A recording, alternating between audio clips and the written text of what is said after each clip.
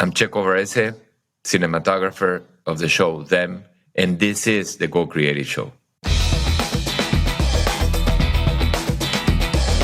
Hello and welcome to the Go Creative Show, a podcast for filmmakers. My name is Ben Consoli, and today's guest is Checco Varese, director of photography for the new Amazon Prime show, Them. Now, Checco, there is so much to talk about with this series, and I cannot wait to dive into it with you. But before we get there, I just want to quickly mention our sponsor today, MZ Education for Creatives. Head over to gocreativeshow.com/MZ and check it out for yourself. Don't forget, coupon code GCS20 for 20% off.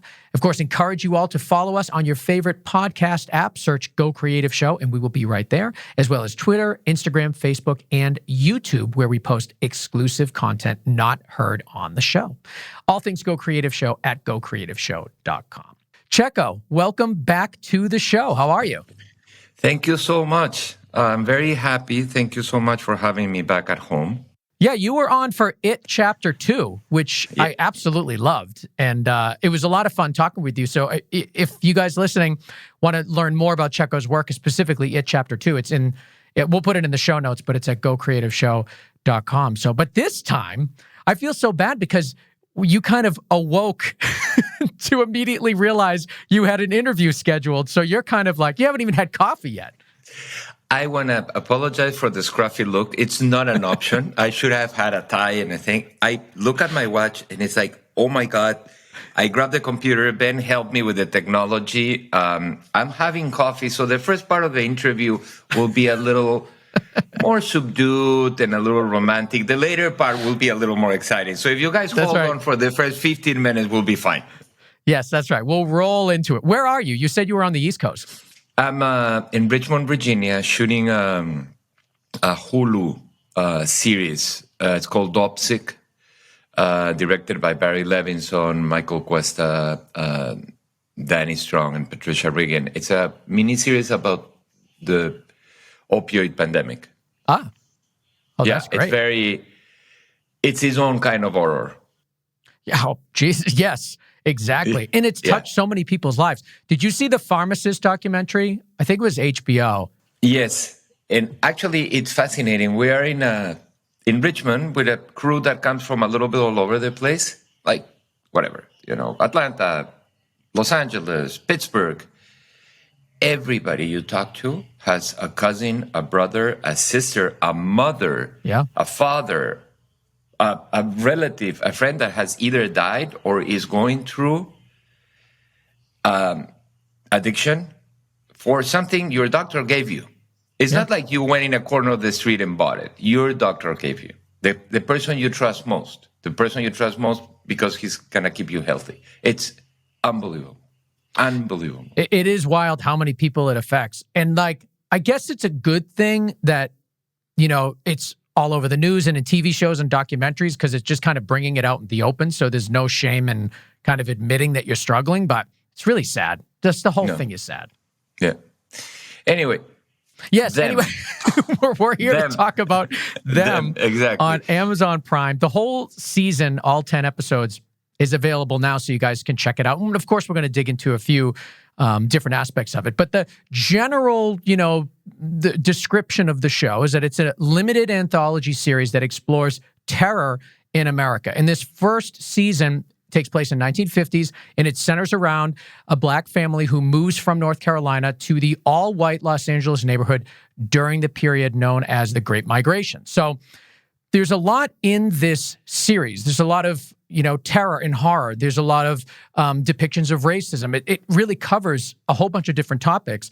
One of the things that I think the show does so well in the cinematography is creating a feeling of anxiety and terror. And that's difficult to do because you have to make people feel like something is wrong, even when visually you're not seeing anything wrong. It's weird. So in this series, when the family goes to Compton, it has this Stepford Wives kind of like perfect, idyllic, 1950s look about it. And in many ways, that look was and still is to a lot of people very appealing, this kind of suburban, family lifestyle. but you have to kind of, you as you're watching it, you always knew something was wrong. And I want to talk to you about kind of your process and some of the tricks that you employ to create cinematography that gives you a sense of anxiety and terror.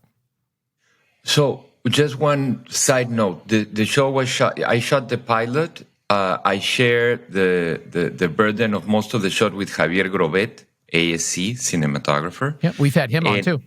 Yeah, and Suki Medneyevich, another ASC member, cinematographer, helped me on episode 3, which we'll talk a little bit about it. So the first meeting, or the first few meetings that I had with Little Marvin, the creator and writer, which is a fascinating character. This is his first show, very first.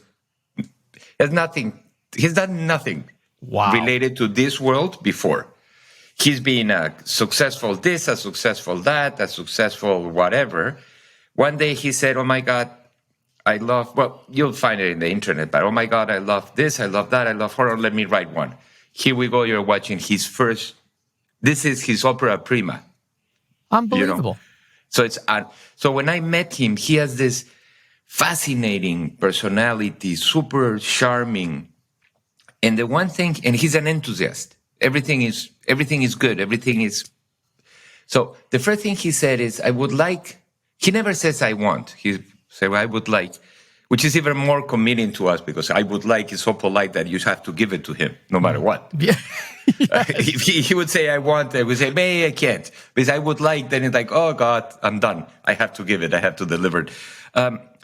I would like this to be a very 1950s traditional classic look, shot through the eyes of somebody that did movies in the 70s.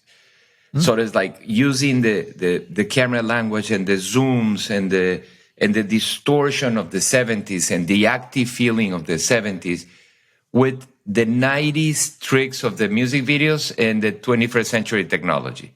There you go. There you go. So I'm like... So what do you do with that?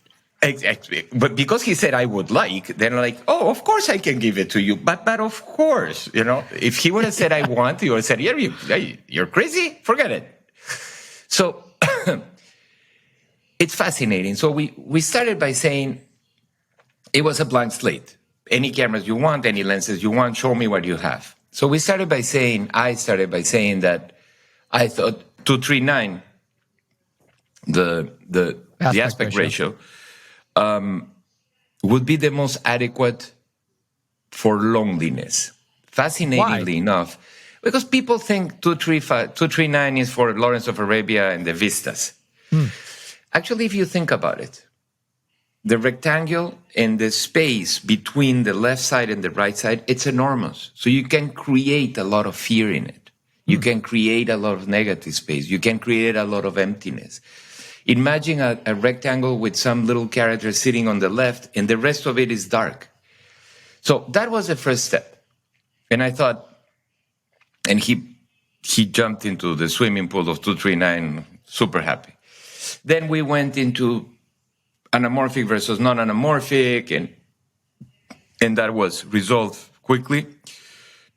We shot anamorphic in some of them, non-anamorphic, but especially one of the things that I said and we sort of discussed, this is pre-COVID, so we could talk without a mask. Exactly. Now it's like the distance on the phone.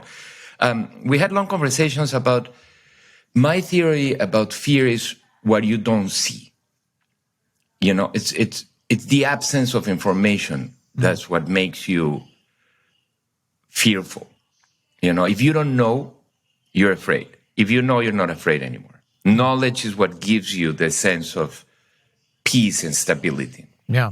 So if you think of a very successful comedy, it's brightly lit.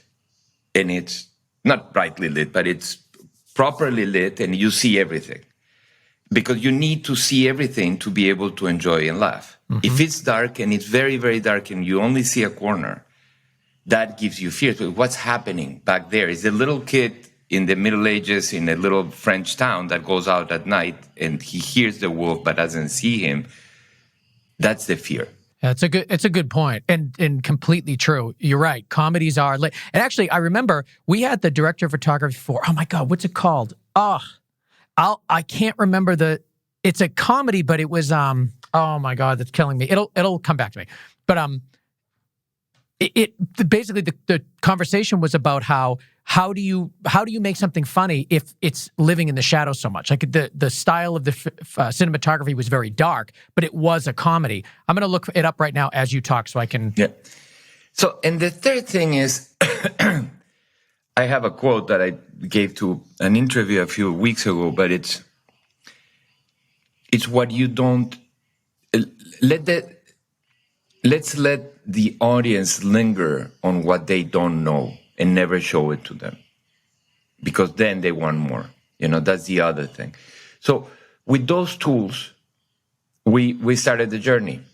And the journey was fascinating because also we had different directors, Nelson Craig, Ty West, very talented, Janixa Bravo, wonderful, wonderful director that did episode 5, I believe. They all start to mix with each other. And then somewhere, somehow, I'm a cheerful person and an enthusiast, but I must be very dark somewhere because I end up having all these horrible ideas about how to kill people and how to torture people and how to make people afraid. So I must have been some kind of a cockroach in 2 or 3 incarnations before. But I come up with these very, very dark places. Sometimes they were too dark, even for little Marvin. Said, "Oh my God, no, we cannot do that." Okay. But it was fascinating also because we had a lot of input as cinematographer. I personally had a lot of input in the storytelling part. And it was very open. Do you like this tool? Do you like that? Do you like Dutch? I mean, is the camera, when she starts thinking about something, is the camera dodging a good tool? Yes, but not too many times. Is the out of focus? Is the split diopter? So we really used every possible tool in the garage, and I was digging in the old toolbox of the garage, Well, and let's talk about those tools, because when you're creating a look of anxiety, a feeling of terror, what are some of the things that you're doing in the camera movement, in the lighting, that make people feel that way? In the lighting, first of all, it has to be beautiful. You have to be engaged, and I hope it is. I'm the worst judge of my own work, but it has to be beautiful. You have to be engaged. You have to grasp this sense of Stepford Wives or whatever you say, whatever you quoted, but this sort of glitzy, beautiful, silky, glamorous life that they had in the suburbia. And then this woman in episode 1 starts peeling the wallpaper. And that's a metaphor for what's underneath it. Underneath it, there is mold, there is worms, there is who knows what there is. So you start by revealing the obvious and making it beautiful. And then there is this character, let's say they're having dinner, and the camera pans to the left a little bit, unnoticeably. Hopefully the editor uses it, by the way. That's the other problem. You pan to the left unnoticeably, and you frame it in a way that it's like here on my head, but on my left there is more space. In that space, you reveal a dark door. That's it. You don't have to do anything else. And then in the reverse, you do the same, but in the next take, you start pushing towards the dark door. And then the audience says something is going to happen. Yeah. Subconsciously. And you turn around again, and you come back, and all of a sudden, in the next take, the door is closed. It's either a mistake from the set dressing gentleman that walk out and close the door, which is possible, and everybody goes, "Oh my God, that's it, let's close the door." Or it's a conscious decision, and the door is closed, and you don't know what happened. So those kind of little tricks that you basically take, humanity is about the accumulation of information. You take and you watch the Hitchcock movies, and you watch another thriller or French. The French are masters, and the Dutch, the Danish and the Norwegians are masters of horror because they live 6 months of the year inside an like an igloo, so they nothing else to do other than do movies about people being killed or kidnapped or whatever. If you watch those, at some point, the accumulation of information is gonna. So you take a little bit of Hitchcock, a little bit of that movie.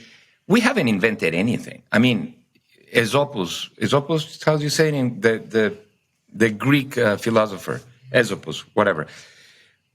All the things he wrote 3,000 years ago are the same things we're doing right now. So nothing is new. You basically, in Spanish, you say refrito, you refry. You take this piece of meat and that piece of that, and the next morning you have this refried thing that it tastes fantastic. But it's a little bit of what we all have done in life. And that's what you do. So I remember that time I was alone and the house had a noise and the window moved the curtains a little bit like this. I got scared. You put that in a movie, and that's what it is. So I like the analogy. Well, not an analogy, but I like the thought that fear and terror live in the unknown. So kind of creating frames where there's a lot of negative space that sort of draw your eye in a way to something that you're not even talking about or that the scene isn't even about. But by being dark, by being mysterious, it makes you want to know what's there. And I think Correct. that makes sense. And I saw that a lot in the framing. Another thing I saw that you guys did is a lot of camera movement, Dutch angles, kind of spinning on the camera's axis. There was a lot of disorienting camera movement. Talk to me about that decision. That may feel very new.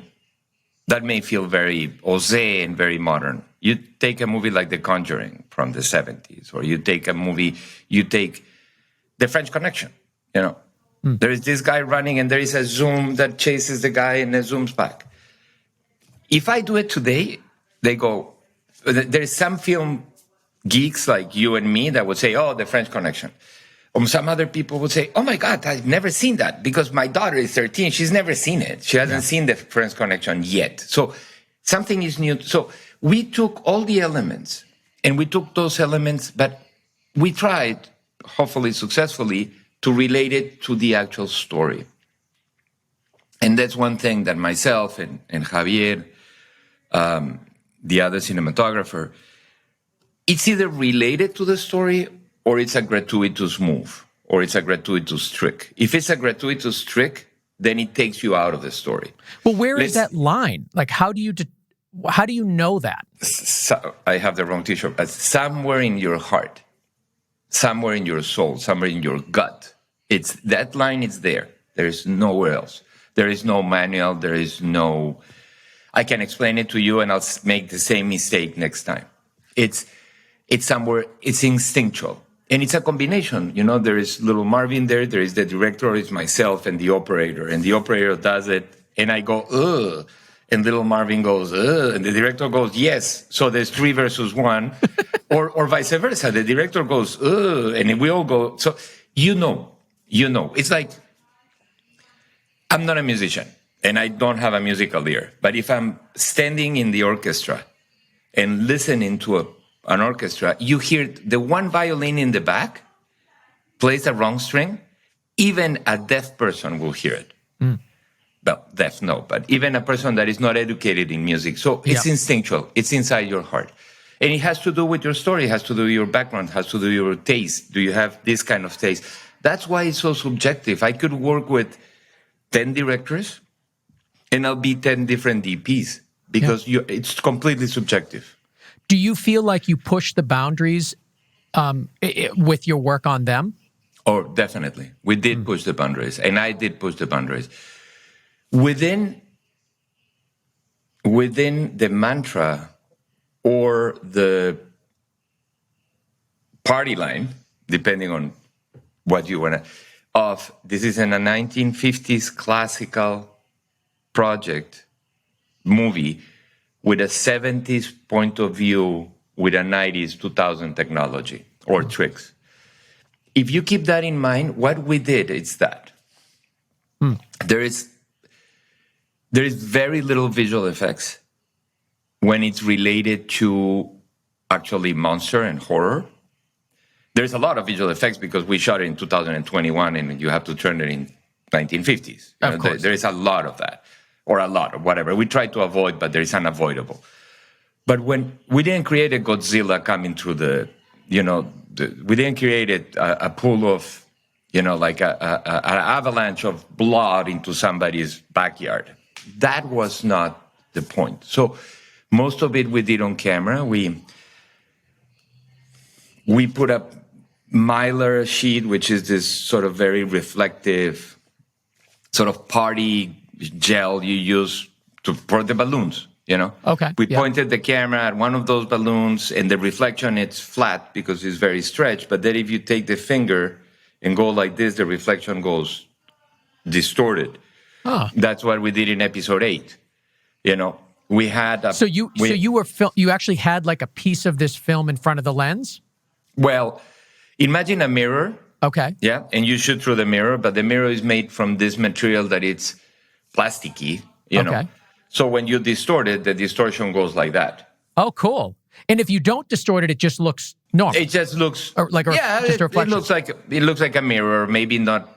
It looks like a non-perfect mirror, but if I don't distort it, you won't know anything. Okay. So then this person is watching somebody that is a normal person and blinks and opens the eyes again, and this person has this metaphorical demon and then blinks again and it back to the normal person. Yeah. So every time she blinked or he blinked, this person was turning into a monster. So you could do that with Function F5 Control 3 in Maya, and it's a VFX. Or you can do it the old-fashioned way. So when camera was locked off, the mirror was locked off, we had a woman there, the real woman, and she was perfect. And then we distorted a little bit. Then we took her out. We put a stunt person in gel and like horns and whatever. And we did the same. And the editor sort of sandwiched them together with the help of visual effects, probably because you need to blend some images. Sure. But what you see, or 90% of what you see, was done on camera. And that was another thing that we're very proud of it. I am very proud of it. I love that. Yeah. Do you have a picture of you using this technique? If you somewhere in somebody's cell phone, I'll send it to you. That would be great. It's unfortunately, it's funny. 25 years ago, there were no cell phones. Everybody had a Polaroid. I have boxes and boxes and boxes of Polaroid of me on set. Yes. Today, my cell phone, my iPhone, it's better than the Nikon I had 25 years ago. I don't have any pictures because we're all so paranoid about social media and leaking information, etc., that nobody takes pictures. I don't have any picture. It's so funny. Yeah. It's the opposite, which is a good thing, probably, So that's a big concern. You have to worry about things leaking. Oh, yeah. Oh, yeah. You literally are trained to, like, it's the COVID, you don't take your mask off and you don't take pictures, it's fascinating. I don't have pictures of me on set, other than the still photographer that works for the studio that is not going to give me the pictures until 2 years from now because they're at an embargo. I don't have anything. Yeah, I may have a picture of me sleeping in the camera truck, but that is not helpful. Yeah, exactly. I want to talk about the do's and don'ts of horror cinematography. I know we've got a lot of people listening to the show right now in the Go Creative Show audience. They love horror. They want to film more of it. They want to be better at it. You have so much experience with it. Are there any little tips and tricks or do's and don'ts, if you will, that you can teach us and our audience here? This is the hardest question you ever made to me, and we've been together now for 90 minutes. A total of what? Probably 2 hours now? Exactly. I don't know because every day. So the one thing I advise to operators is try to operate through the viewfinder. And assuming you have a viewfinder, if the cell phone doesn't work.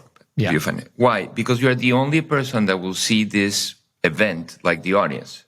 Like right now, I'm looking at you in my computer, but there is somebody walking there.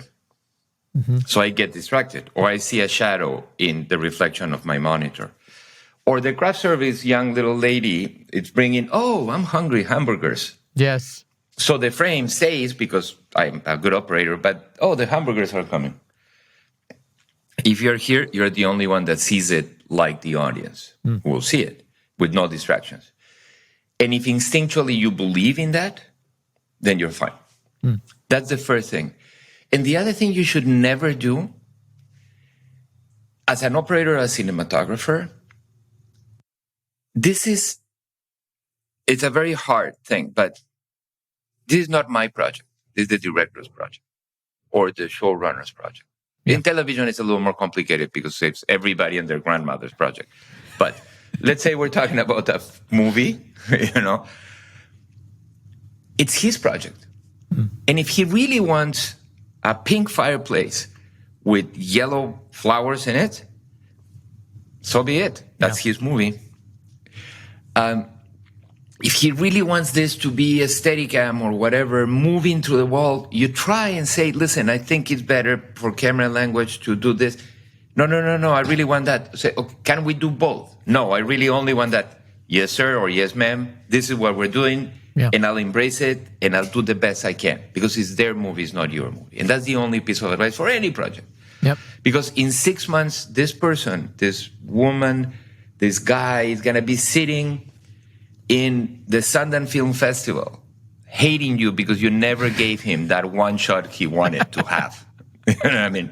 And he's not going to mention your name. Yes. Yeah. That it is not my project. I'm a tool. I'm a brush in somebody's hand. I'm the color red of the palette. I'm not. And being anarchist is great. Being irresponsible is great. But at some point, it's not my project. Yeah. Yes, sir. Yes, ma'am. This is what we do.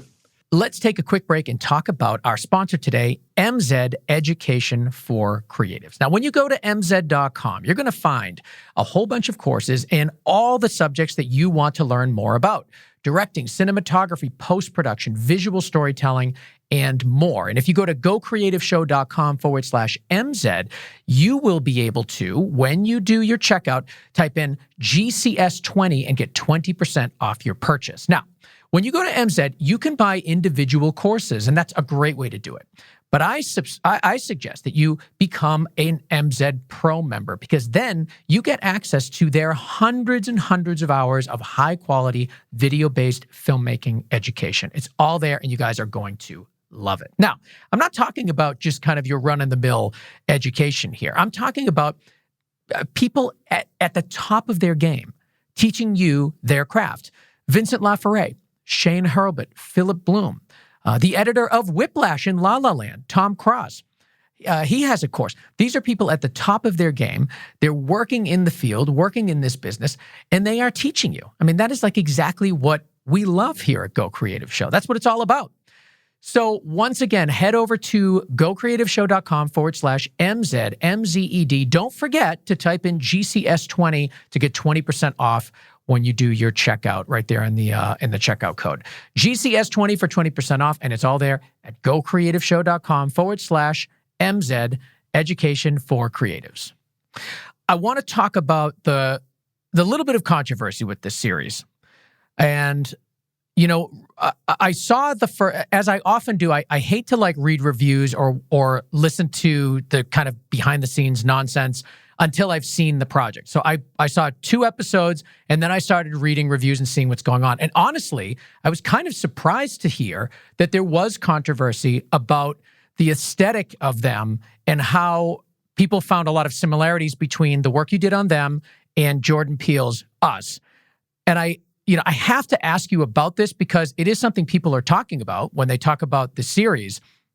Do you have any thoughts on that? What do you say to the people that are criticizing the way that it looks, the way that it is, because it's so similar to Jordan Peele's work?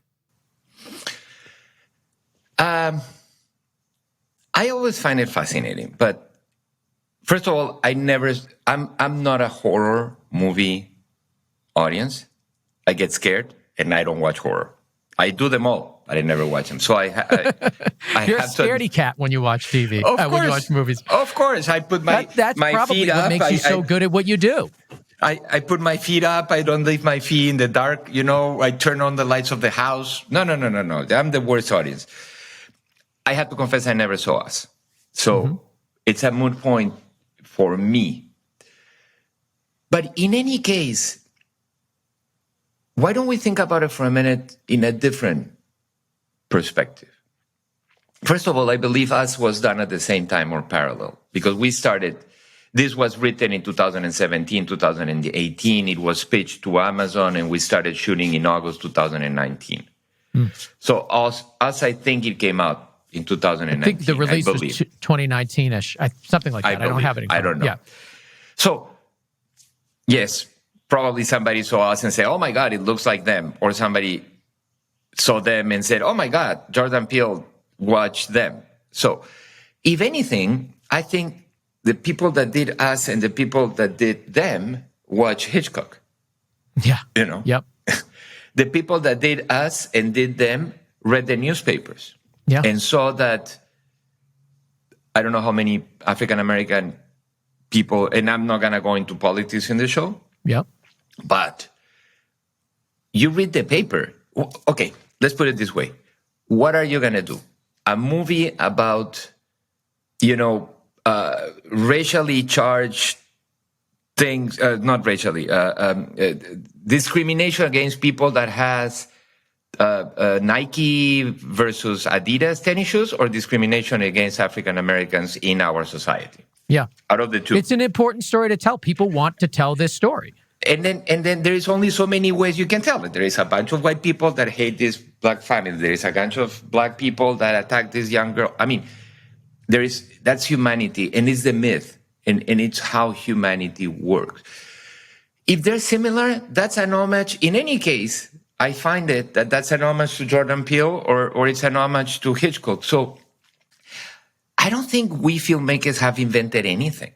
If anything, that who invented something is the guy with the hand in the rock, in the Paleolithic rocks that painted the little mammoths and the chasing scene. If you look at those, this is what we do. I mean, it looks like, Dancing with Wolves. Okay, yeah. So can you actually tell Kevin Costner that he did Dancing with Wolves and he's actually ripping off the Paleolithic painters? Yeah. Probably he is. Yes, actually he did. So what? I don't even like the idea of ripping it off. Like, it's just, I don't know. It's just silly to me. It's like, I mean, I was watching this, and honestly, I was getting more Stephen King than anything, because I just feel, first of all, I'm more familiar. I mean, I saw Us and I saw Get Out. And yeah, I mean, there's similarities in that it's a horror film about a somewhat similar topic, but I was getting more, like you said, Hitchcock. I was getting more Stephen King. You're completely right. Stephen King and anything that genre has given us, And believe me, if there is something similar between us and them, first of all, I think it's a coincidence that one is called them and the other one is called us, because it's probably a perspective. And you have, one of the actresses in them was also in Us. There are definitely similarities for sure, but I feel like a lot of it is more in the promotion of it, in maybe some of the stylistic choices in editing, and so what? Like, so it's what? A homage. I mean, I'm sure exactly. Jordan Peele is really happy to have been a homage in them, and I'm sure. Okay, I'm doing a show about the pandemic, the opioid pandemic, as I told you. Yes, there are 3 shows about that right now being done in the world somewhere. Yeah. We are the first one. And there are another 2 shows. Why?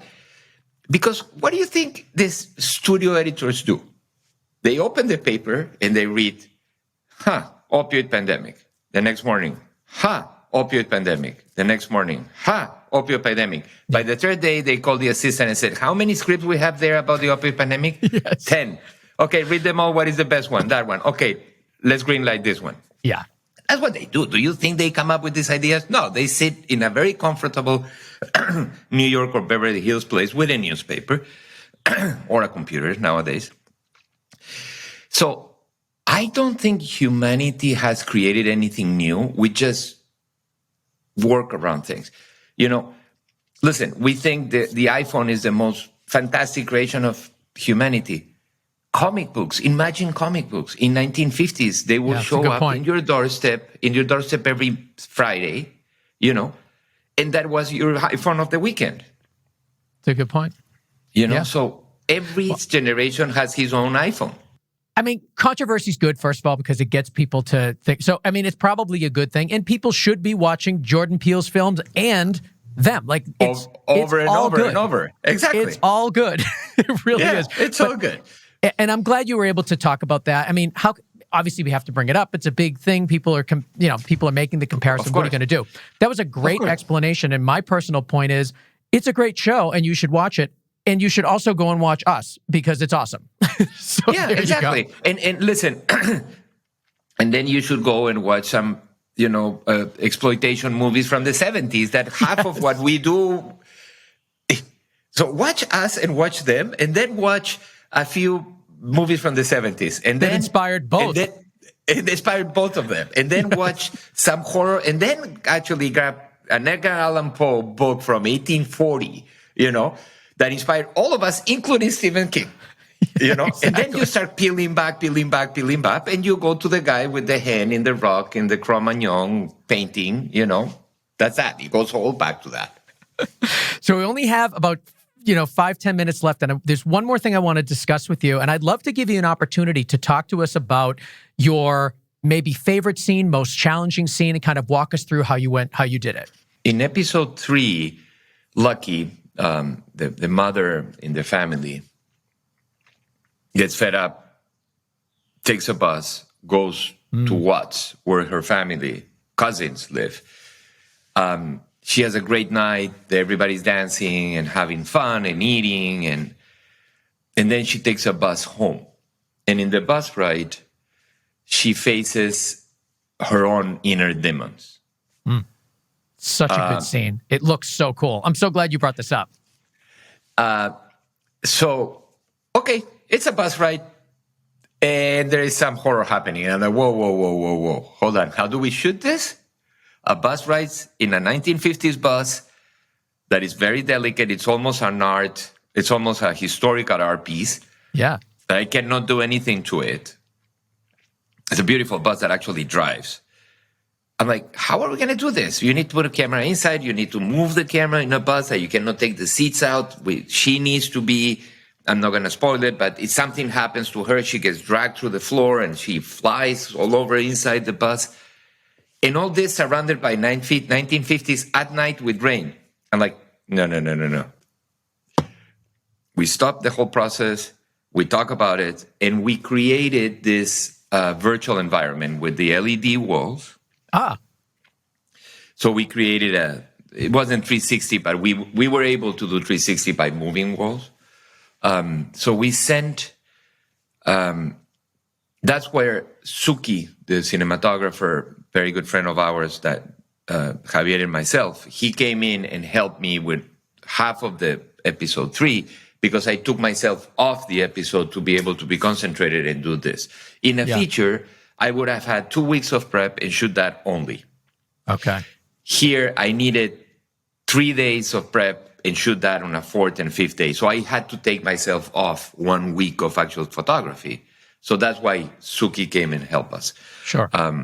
And he did a wonderful job. So basically, we put a bus in a stage that was different than the stage we were shooting because it was a one-time event. So we put a bus in there. We surrounded it with a video wall. Somebody went and drove at night in the particularly good neighborhood with, like, imagine the Google camera with, like, the 7 cameras. So Sure. So the Google Street camera. So we hired a company. They went and drove with 9 cameras this time because it was a bus. So we had 1 camera in front, 1 camera in the back, 1 camera sort of in front tilting up, 1 camera in the back tilting up. So, and then 3 cameras on the side because you need to stretch the image through the length of the bus. So you were essentially like creating your plate for the screens. Yes. And then they drove for a whole night. And then the editor and the director chose the pieces. And we edited 7 minutes or whatever amount of time, and with the bus stopping in a particular place that has a little more light because there was a gas station outside. Oh, wow. We gave it to VFX. They erased a little bit of 21st century that was there, So now they gave it to me. I sat down with my gaffer and the video wall operator. So now you're driving a bus and there is a street lamp that goes like that. So therefore, inside the bus, there is an effect of lighting that comes through the street lamp. So it pushes. If you were to drive a bus, in the bus, you'll see a shadow coming from the street lamp. Yeah. But now you have to create that because the LED is not strong enough to push light. Makes sense. If you make it strong enough, you cannot shoot it because it's too bright. And it has to be dark, and it's a horror movie, and it's at night. So we surrounded the bus with a grid of several different LED lights or moving lights, and we program it with the LED wall. So when the bus was going this way, my lights were doing that. Wow. At the same time.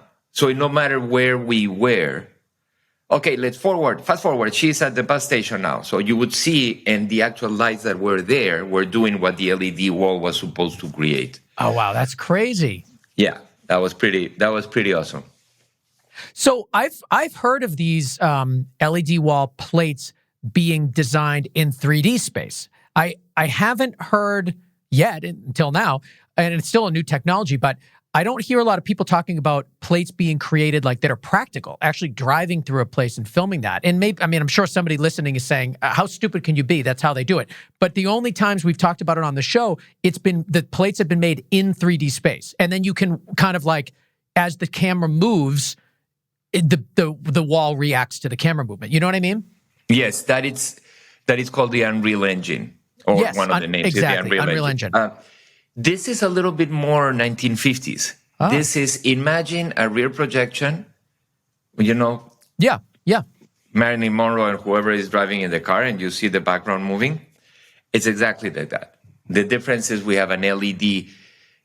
And why LED? Because it's better, because you can control it, and now the technology allows you to have an LED that is separated by a millimeter from each diode, blah, blah, blah. 10 years ago, you couldn't have done it. Now you can do it better. Imagine a TV, a big TV, a super large TV near this bus.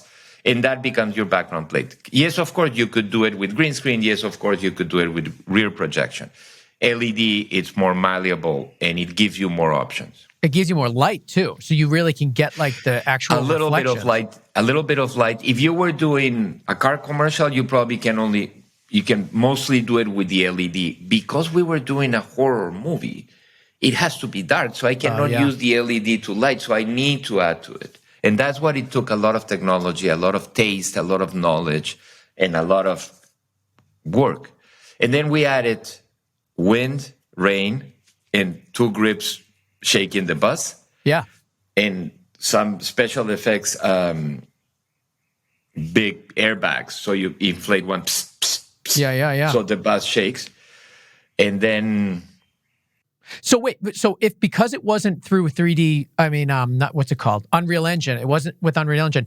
Did that mean that your camera movement, you weren't manipulating the background with your camera? No. Okay. The background, if you were sitting in the bus, it felt like it was driving. Wow. I mean, truly, a couple of times people got dizzy because it's like, it's moving, but it's not moving, kind of. Yeah. Because the bus also has only little windows. It's like being on a ride in Universal. That's what I was thinking. It really seems like that. It feels like that, yeah. Oh, that's wild. And that was very complicated, very, very technologically complicated. But if you watch it, it's seamless. You don't know what happened. And yeah, she was driving in a bus. And that's the whole point. Yeah, it looks very natural. Well, I mean, natural in the sense that it's also supernatural, but it looks natural in a cinematography way. Like it doesn't feel like an effect, and that's the whole point. You know, that scene is awesome. The whole series is great, and I really think that everybody out there right now listening, for sure, go check it out. All 10 episodes are available now. It's called Them, and it's on Amazon Prime, which, I mean, we all have. Checco, I can't thank you enough for coming back on. I so enjoyed talking with you. I think you have such a cool, like, philosophical approach to filmmaking and cinematography, particularly horror, and you're just so expert at it, and I cannot wait to see what you do next.